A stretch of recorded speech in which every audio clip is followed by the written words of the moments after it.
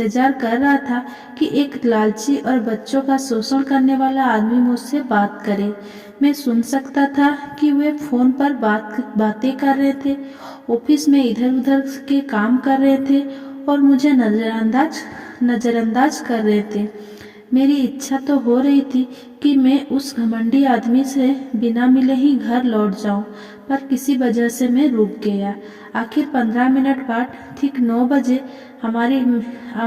मेरी डैडी अपने ऑफिस से बाहर निकले। बिना कुछ कहे उन्होंने हाथ से मुझे इशारा किया कि मैं उनके दड़बे नुमा ऑफिस में आ जाऊं। मेरी डैडी ने अपने ऑफिस कुर्सी पर बैठते हुए कहा, या तो तुम्हारी तनख्वाह बढ़ाई जाए या तुम काम छोड़ रहे हो, है ना? हाँ, समझौते के मुताबिक आप अपनी शर्तें पूरी नहीं कर रहे, मैंने लगभग आंसुओं से भीगे स्वर में कहा। 9 साल के बच्चों के लिए एक वयस्क का सामना करना बहुत ज्यादा डरावना था। आपने कहा था कि अगर मैं आपके लिए काम करूंगा तो आप मुझे पैसा कमाना सिखाएंगे।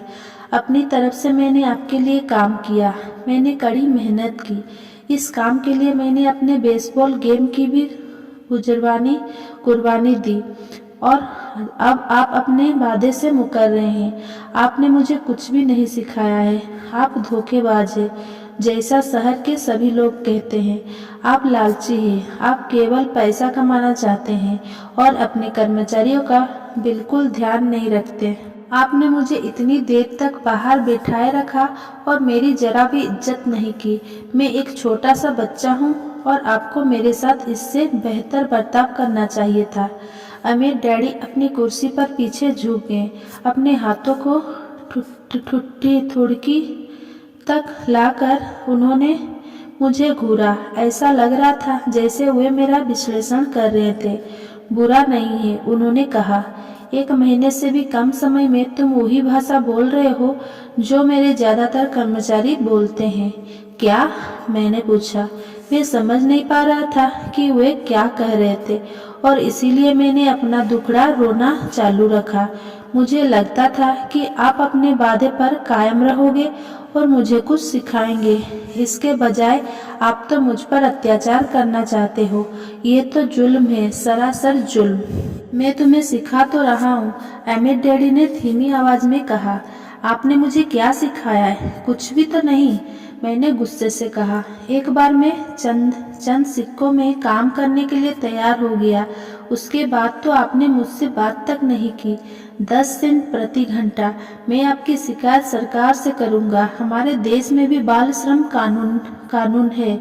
आप तो जानते ही हैं कि मेरे डैडी सरकार के लिए काम करते हैं। शाबाश, अमित डैडी ने कहा। अब तुम उन ज्यादातर लोगों की भाषा बोल रहे हो जो कभी मेरे लिए काम करते थे। वे लोग जिन्हें या तो मैंने नौकरी से निकाल दिया है या जिन्होंने खुद मेरी नौकरी छोड़ दी है। तो इस बारे में आपको क्या कहना है? मैंने पूछा और मुझे ये लग रहा था कि कम उम्र के बावजूद मैं बहादुरी से बात कर रहा था। आपने मुझसे झूठ बोला, मैंने आपके लिए काम किया और आपने अपना वादा पूरा नहीं किया। आपने मुझे कुछ भी नहीं सिखाया। कौन कहता है कि मैंने तुम्हें कुछ नहीं सिखाया है? मेरे अमित डैडी ने शांति से कहा। मैंने 3 हफ्ते तक काम किया और इस बीच आपने सिखाना तो दूर रहा, मुझसे कभी बात तक नहीं की। मैंने व्यंग्य भरे अंदाज से कहा। क्या सिखाने का मतलब केवल भाषण या बातचीत ही होता है? अमित डैडी ने पूछा। और क्या, मैंने जवाब दिया। इस तरह से वे तुम्हें स्कूल में सिखाते हैं, उन्होंने मुस्कुरा कर कहा, परंतु जिंदगी तुम्हें इस तरह नहीं सिखाती और मेरा ये मानना है कि जिंदगी सबसे बढ़िया टीचर होती है। ज्यादातर वक्त जिंदगी आपसे बातें नहीं करती, ये एक तरह से आपको धक्का देती है। हर धक्के के जरिए जिंदगी आपसे कहती है, जाग जाओ, मैं तुम्हें कुछ सिखाना चाहती हूँ। ये आदमी कैसी बेसिर की बातें कर रहा है। मैंने अपने आप से पूछा, जिंदगी अगर मुझे धक्का देती है तो इसका मतलब ये है कि जिंदगी मुझसे बातें करती है। अब जान चुका था कि मुझे ये काम तत्काल छोड़ देना चाहिए। मैं किसी ऐसे आदमी से बातें कर रहा था जो पागल था और जिसे ताले में बंद रखने की जरूरत थी। अगर तुम जिंदगी के सबक सीखते हो तो इससे इससे तुम्हें बहुत फायदा होगा। अगर तुम ऐसा नहीं करते हो तो जिंदगी तुम्हें लगातार धक्के देते रहेगी। लोग दो चीजें करते हैं, कुछ लोग जिंदगी के धक्के को सहन करते करते चले जाते हैं, बाकी लोग गुस्सा हो जाते हैं और जिंदगी को धक्का दे देते हैं। परंतु वे धक्का देते हैं अपने बॉस को, अपने काम को, अपनी पत्नी या पति। वे यह नहीं जानते कि जिंदगी उन्हें धक्का दे रही है। मैं नहीं जानता था कि वे किस बारे में बात कर रहे थे। जिंदगी हम सबको धक्के मारती है। कुछ लोग हार मान लेते हैं, बाकी के लोग लड़ते हैं। कुछ लोग सबक सीख लेते हैं और आगे बढ़ जाते हैं, जिंदगी के धक्कों का स्वागत करते हैं। इन गिने चुने लोगों के लिए इसका यह मतलब होता है कि उन्हें कुछ नया सीखना चाहिए। वे सीखते हैं और आगे बढ़ जाते हैं। ज्यादातर लोग छोड़ देते हैं और कुछ लोग तुम्हारी तरह लड़ते भी हैं। अमीर डैडी खड़े हो गए और उन्होंने टूटी फूटी खिड़की को बंद कर दिया। अगर तुम यह सबक सीख लेते हो तो तुम एक समझदार, अमीर और सुखी युवक बन सकते हो। अगर तुम ये नहीं सीखते हो तो तुम जिंदगी भर अपनी समस्याओं के लिए अपने नौकरी, कम तनख्वाह या अपने बॉस को कोसते रहोगी। तुम हमेशा ऐसे बड़े मौके की उम्मीद करते रहोगी जो आए और तुम्हारी आर्थिक समस्याओं को सुलझा दे। अमीर डैडी ने मेरी तरफ देखा कि क्या मैं अब भी उनकी बातें सुन रहा हूँ। उनकी आंखें मेरी आंखों से मिली। हम एक दूसरे की तरफ देखते रहे और हमारी आंखों के बीच संप्रेषण की धाराएं बहने लगी। आखिर जब मैं उनके संदेश का मतलब समझ गया तो मैंने अपनी नजरें झुका ली। मैं जान गया था कि वे सही थे। मैं उन्हें दोषी ठहरा रहा था, जबकि सीखने की जिद मेरी ही थी। मैं फालतू में ही लड़ रहा था। अमीर डैडी ने आगे कहा, अगर आप इस तरह के आदमी हैं जिसमें हिम्मत नहीं है तो आप जिंदगी के हर थप्पड़े के सामने हार मान जाते हो। अगर आप इस किस्म के आदमी हैं तो आप जिंदगी भर सुरक्षित खेल खेलते रहोगे, सही चीजें करते रहोगे और किसी ऐसे वक्त का इंतजार करते रहोगे जो आने वाला नहीं है, और फिर आप एक बोरिंग बुढ़े की तरह मर जाएंगे। आपके बहुत से दोस्त होंगे जो आपकी सिर्फ इसीलिए तारीफ करेंगे क्योंकि आप एक सही चीज, मेहनती और भले आदमी थे। आपने अपनी जिंदगी सुरक्षित खेल खेलने और सही चीजें करने में गुजार दी। परंतु सच बात तो ये है कि आपने जिंदगी के थप्पड़े के सामने घुटने टेक दिए। आप खतरा मोल लेने की कल्पना तक से डरते थे। हकीकत में तो आप जीतना चाहते थे, परंतु आपके लिए हारने का डर जीतने के रोमांच से ज्यादा ताकतवर साबित हुआ। अंदर से आप और केवल आप ही जान पाएंगे कि आपने कभी जीतने की कोशिश नहीं की। आपने सुरक्षित खेल खेलने का विकल्प चुना। हमारे नजरें एक बार फिर मिली। 10 सेकंड तक हम एक दूसरे की तरफ देखते रहे और एक बार फिर मैंने तभी नजर हटाई जब मैं उनकी बात का मतलब समझ गया। आप मुझे धक्का दे रहे थे? मैंने पूछा। कुछ लोग ऐसा कह सकते हैं। अमीर डैडी मुस्कुराए। मैं तो यही कहूँगा कि मैं तुम्हें जिंदगी का स्वाद चखा रहा था। कैसा स्वाद? मैंने पूछा। मैं अब भी गुस्सा था, परंतु अब मेरी जिज्ञासा भी जाग गई थी। अब मैं सीखने के लिए भी तैयार था। तुम दोनों ऐसे पहले लोग हो जिन्होंने मुझसे पैसा बनाने की कला अमीर लोग पैसे के लिए काम नहीं करते सीखने का आग्रह किया। मेरे पास 150 से भी ज्यादा कर्मचारी हैं, पर उनमें से एक ने भी मुझसे पैसा कमाने की कला के बारे में कभी नहीं पूछा। वे मुझसे नौकरी मांगते हैं, तनख्वाह मांगते हैं, परंतु पैसा बनाने की कला नहीं सीखना चाहते। तो ज्यादातर लोग इसी तरह अपनी जिंदगी के सबसे बेहतरीन साल पैसे के लिए काम करने के में बर्बाद कर देंगे और आखिर तक यह कभी समझ ही नहीं पाएंगे कि दरअसल वे किसके लिए काम कर रहे हैं। मैं पूरा ध्यान लगाकर उनकी बात सुनता रहा। तो जब माइक ने मुझसे कहा कि तुम पैसा कमाने की कला सीखना चाहते हो, तो मैंने एक ऐसा कोर्स तैयार किया जो असली जिंदगी के करीब था। मैं बोलते बोलते थक जाता, परंतु तुम कभी मेरी बात का मतलब नहीं समझ पाते। इसीलिए मैंने यह फैसला किया कि तुम्हें जिंदगी के थप्पड़ों का स्वाद चखा दिया जाए, ताकि तुम मेरी बात सुन भी सको और समझ भी सको। इसी कारण मैंने तुम्हें 1 घंटे के 10 सेंट दिए थे। तो 10 सेंट प्रति घंटे काम करने के बाद मैंने क्या सबक सीखा? मैंने पूछा। यही कि आप घटिया हैं और आप अपने कर्मचारियों का शोषण करते हैं। अमित डैडी अपनी कुर्सी पर पीछे की तरफ झुकते हुए जोर से हंसने लगे। जब उनकी हंसी बंद हुई तो उन्होंने कहा, अच्छा होगा अगर तुम अपना सोचने का नजरिया बदल लो। मुझे समस्या मत मानो, मुझे दोष देना छोड़ दो। अगर तुम सोचते हो कि तुम्हारी समस्या मैं हूँ तो तुम्हें मुझे बदलना होगा। इसके बजाय अगर तुम्हें ये लगता है कि तुम्हारी समस्या तुम खुद हो तो तुम खुद को बदल सकते हो, सीख सकते हो और ज़्यादा समझदार बन सकते हो। ज़्यादातर लोग चाहते हैं कि दुनिया का हर आदमी बदल जाए, बस हम खुद ही ना बदले। मैं तुम्हें यह बता दूं कि किसी दूसरे को बदलने से ज़्यादा आसान ये है कि हम खुद को बदल लें। मैं आपकी बात ठीक से समझ नहीं पाया। मैंने कहा, आप अपनी समस्याओं के लिए मुझे दोष देना छोड़ दो। अमित डैडी ने अधीरता से कहा, पर आपने मुझे सिर्फ 10 सेंट का ही वेतन दिया, तो तुमने क्या सीखा? अमित डैडी ने मुस्कुराकर पूछा। यही कि आप घटिया है, मैंने शरारत भरी मुस्कान के साथ कहा। अच्छा, तो तुम यह सोचते हो कि समस्या मैं हूँ? अमित डैडी ने कहा, वो तो आप है ही। खैर, इसी तरीके से सोचते रहो और तुम जिंदगी भर कुछ नहीं सीख पाओगी। अगर तुम्हारा नजरिया यही है कि समस्या मैं हूँ, तो तुम्हारे पास क्या विकल्प रह जाते हैं? अगर आप मेरी तनख्वाह नहीं बढ़ाते या मुझे ज़्यादा इज्जत नहीं देते हैं तो मैं काम छोड़कर चला जाऊंगा। ठीक कहा, अमित डैडी ने कहा, और ज़्यादातर लोग यही करते हैं। वे काम छोड़कर चले जाते हैं और दूसरी नौकरी की तलाश करते हैं जहाँ उन्हें बेहतर मौके और ज़्यादा अच्छी तनख्वाह मिले। उन्हें यह गलतफहमी होती है कि नई नौकरी या ज़्यादा तनख्वाह से उनकी समस्या सुलझ सकती है। ज़्यादातर मामलों में ऐसा नहीं होता। तो समस्या किस तरह सुलझ सकती है? मैंने पूछा। 10 सेंट प्रति घंटे के हिसाब से तनख्वाह लेकर मुस्कुराते हुए अमीर डैडी मुस्कुराए। यही बाकी के लोग भी करते हैं।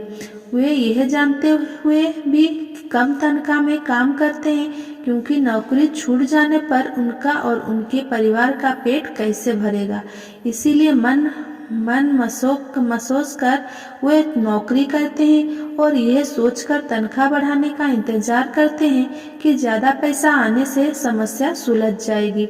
ज़्यादातर लोग ऐसा ही सोचते हैं और कड़ी मेहनत करते हुए दूसरी नौकरी भी कर लेते हैं, परंतु उसमें भी उन्हें तनख्वाह कम ही मिलती है।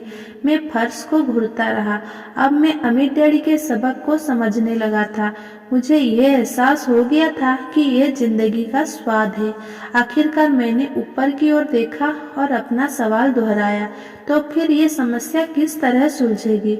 इस सवाल के जवाब में अमित डैडी ने मुझे वो बेशकीमती नजरिया दिया जो उन्हें अपनी कर्मचारियों और मेरे गरीबी डैडी से अलग करता था और जिसकी बदौलत वे हवाई के सबसे अमीर आदमी बनने वाले थे, जबकि मेरे पढ़े लिखे गरीब डैडी जिंदगी भर पैसे की तंगी से जूझने वाले थे। ये एक अद्भुत नजरिया था जिसने मेरी जिंदगी का नक्शा ही बदल दिया। अमित डैडी ने बार बार मुझे यह नजरिया याद दिलाया जिसे मैं पहला सबक कहूँगा। गरीब और मध्य वर्गीय लोग पैसे के लिए काम करते हैं, अमीर के लिए पैसा काम करता है। मेरे गरीब डैडी ने जो शिक्षा मुझे दी थी, शनिवार की उस खुशनुमा सुबह में उससे बिल्कुल अलग नजरिया सीख रहा था। 9 साल की उम्र में मैं यह समझ गया था कि दोनों ही डैडी चाहते थे कि मैं सीखूं। दोनों ही डैडी मुझे पढ़ने के लिए प्रेरित करते थे। फर्क सिर्फ इतना था कि दोनों के सुझाए विषय अलग अलग थे। मेरे पढ़े लिखे डैडी चाहते थे कि मैं वही करूं जो उन्होंने किया था। बेटे, मैं चाहता हूँ कि तुम मेहनत से पढ़ो, अच्छे नंबर लाओ, ताकि तुम्हें किसी बड़ी कंपनी में सुरक्षित नौकरी मिल सके। और ये अच्छी तरह देख लो कि इससे बहुत से दूसरे लाभ हो। मेरे अमीर डैडी चाहते थे कि मैं ये सीखूं कि पैसा कैसे काम करता है, ताकि मैं इससे अपने लिए काम करवा सकूं। ये सबक मुझे जीवन भर उनके मार्गदर्शन में सीखना था, ना कि किसी क्लासरूम में। मेरे अमीर डैडी ने मेरा पहला सबक जारी रखा। मैं खुश हूँ कि तुम 10 सेंट प्रति घंटे के हिसाब से काम करने पर गुस्सा हो गए। अगर तुम गुस्सा नहीं हुए होते और तुम ऐसा खुशी खुशी करते रहते तो मैं तुमसे साफ कह देता कि मैं तुम्हें नहीं सिखा सकता। ये जान लो कि सच्ची शिक्षा में ऊर्जा, प्रबल भावना और जबरदस्त इच्छा की जरूरत होती है। गुस्सा उस फॉर्मूला का एक बहुत बड़ा हिस्सा है, क्योंकि प्रबल भावना में गुस्से और प्रेम का समन्वय होता है। जब पैसे की बात आती है तो ज्यादातर लोग सुरक्षित रास्ता खोजते हैं, इसीलिए प्रबल भावना उन्हें राह नहीं दिखा पाती। उन्हें राह दिखाता है उनका डर। तो क्या इसीलिए वे कम तनख्वाह पर काम करने के लिए राजी हो जाते हैं? मैंने पूछा। हाँ, अमित डैडी ने कहा।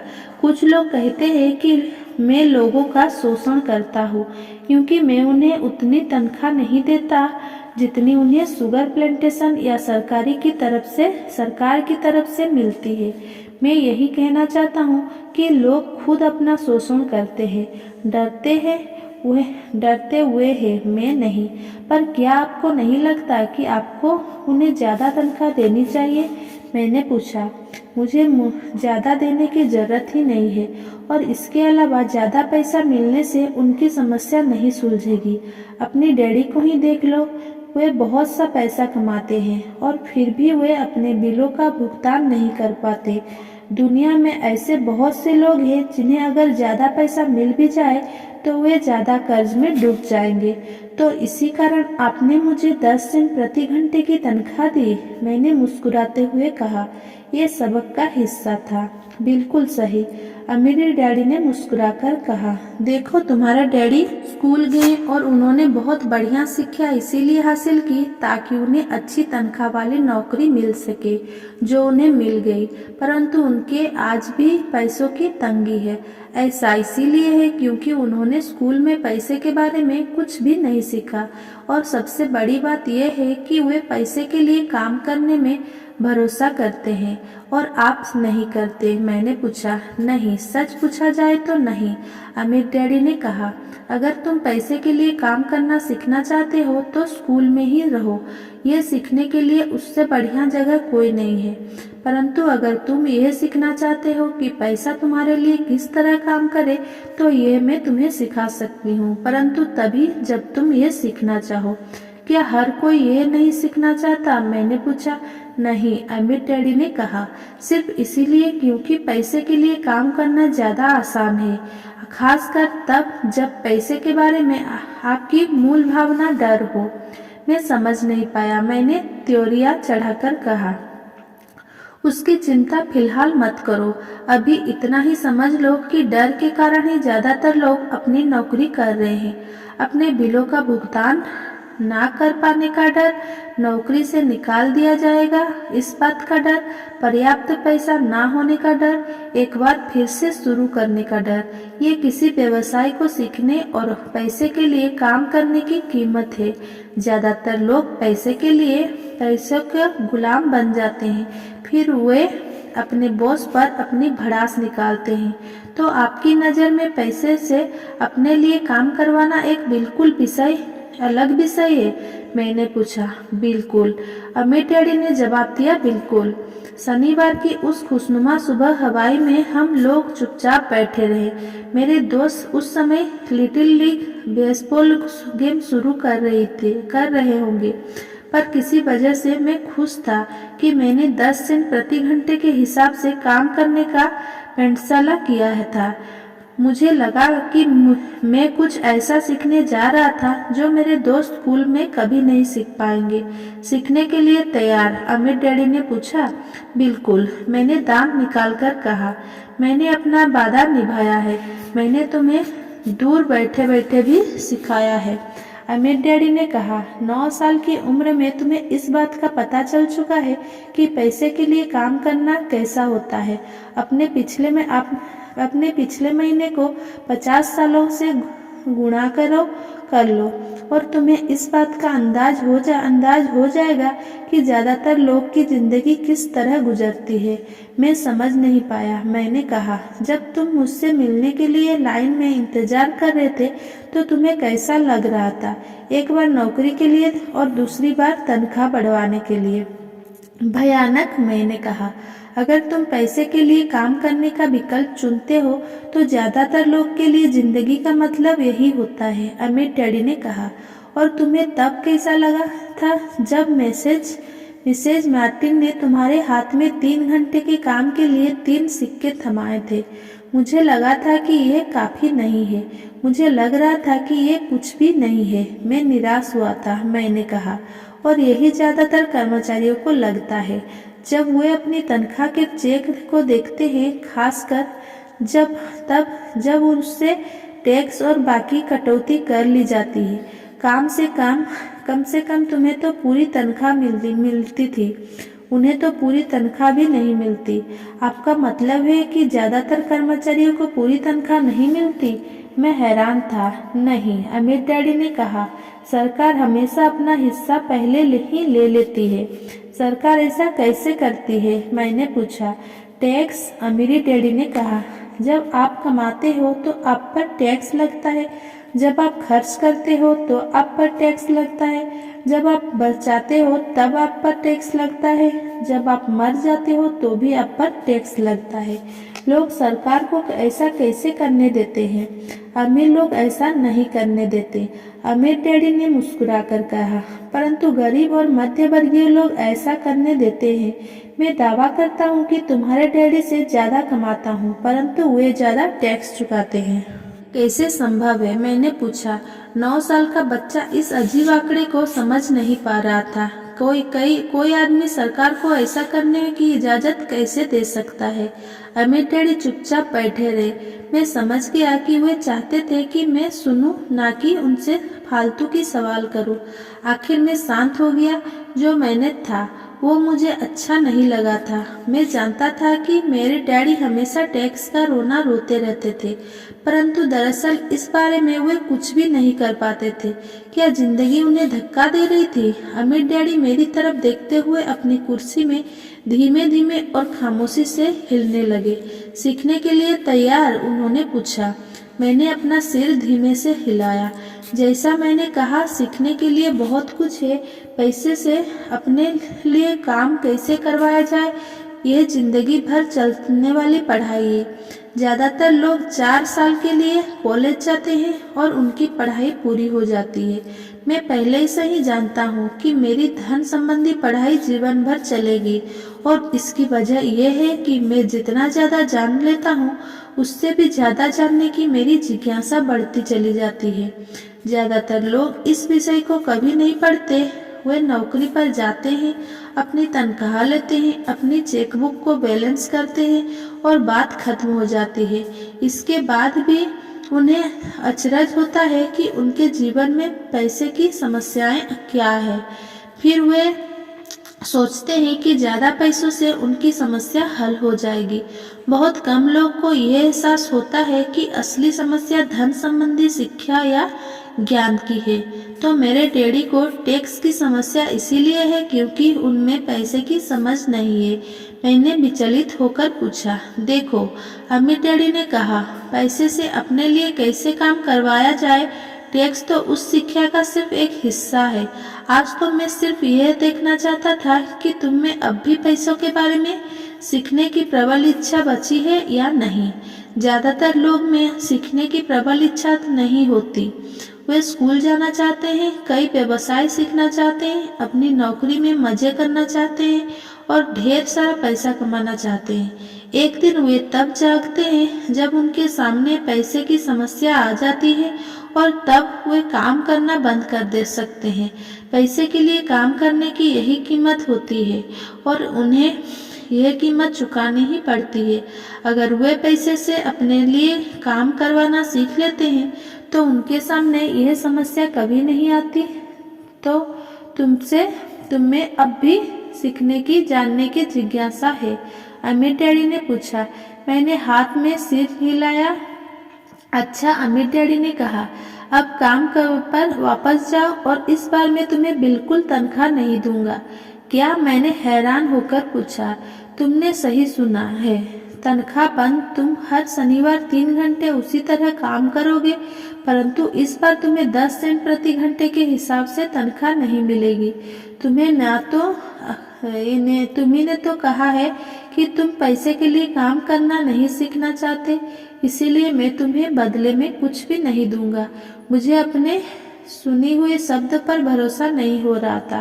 मैंने माइक से पहले भी बात कर ली है। वो पहले से ही काम कर रहा था। मुफ्त में डिब्बों की सफाई कर रहा है और उन्हें करीनों से जमा रहा है। अब तुम भी जल्दी से जाकर काम में जुट जाओ। ये ठीक नहीं है, मैं चिल्लाया। आपको कुछ ना कुछ तनख्वाह तो देनी ही चाहिए।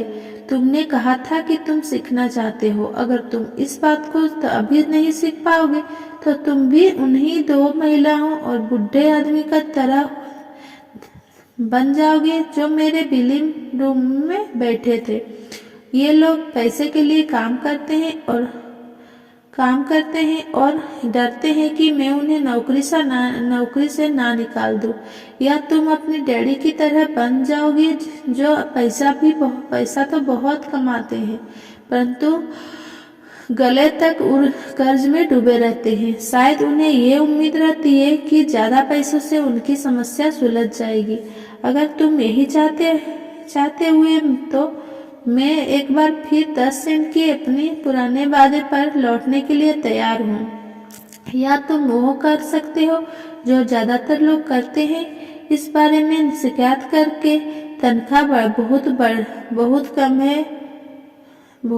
है बोलने के लिए रेडी। या तुम वो कर सकते हो जो ज्यादातर लोग करते हैं, इस बारे में शिकायत करो कि तनख्वाह बहुत कम है और तुम यह नौकरी छोड़कर दूसरी नौकरी की तलाश शुरू कर दो। मेरे समझ में नहीं आ रहा है कि मैं क्या करूं, मैंने पूछा। अमीर डैडी ने अपने सिर पर उंगली रखी। इसका इस्तेमाल करो, उन्होंने कहा। अगर तुम इसका सही इस्तेमाल करोगे तो तुम मुझे जल्द ही इस बात के लिए धन्यवाद दोगे कि मैंने तुम्हें मौका दिया और एक दिन तुम बहुत अमीर आदमी बन जाओगे।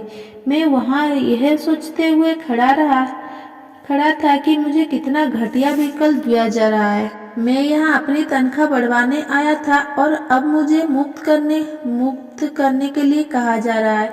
अमीर डैडी ने एक बार फिर अपनी उंगली को सिर पर रखा। और इसका इस्तेमाल करो। अब यहाँ से जाओ और अपने काम में